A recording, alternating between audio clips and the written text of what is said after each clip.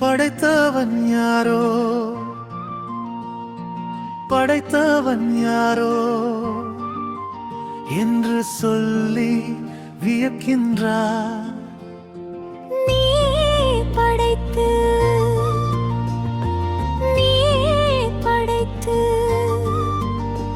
உன் படைப்பை மறுக்கின்றாய்.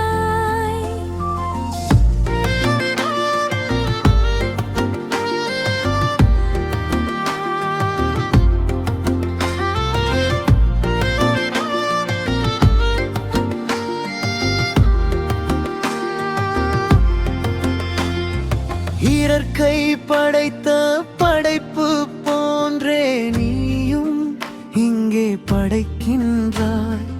ஒன்று உயர்ந்தது மற்றது தாழ்ந்தது என்று நீயும் சொல்கின்றாய். இயற்கையின் படைப்பும் உன் படைப்பும் ஒன்று என்று அழிவாய் நீ. மனிதன் படைப்பும் எறும்பின் படைப்பும் ஒன்று என்று தெளிவாய் நீ.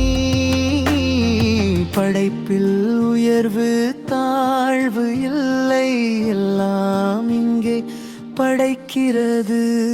படைத்தவன் யாரோ, படைத்தவன் யாரோ என்று சொல்லி வியக்கின்றாய்.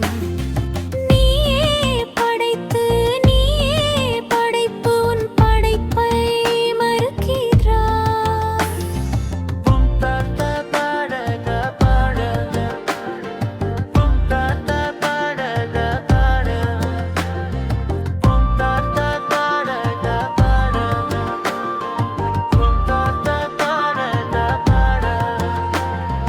படைத்தவன் படைப்பு பெருசு என்றும் மனிதனின் படைப்பு சிறுசு என்றும் சொல்வதனால் பயனில்லை.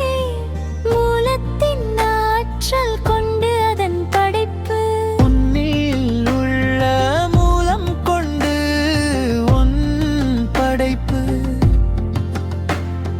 வியந்து பார்த்து தள்ளி நின்றால் பிரிவாகும்.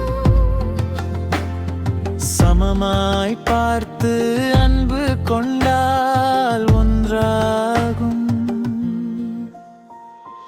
படைத்தவன் யாரோ, படைத்தவன் யாரோ என்று சொல்லி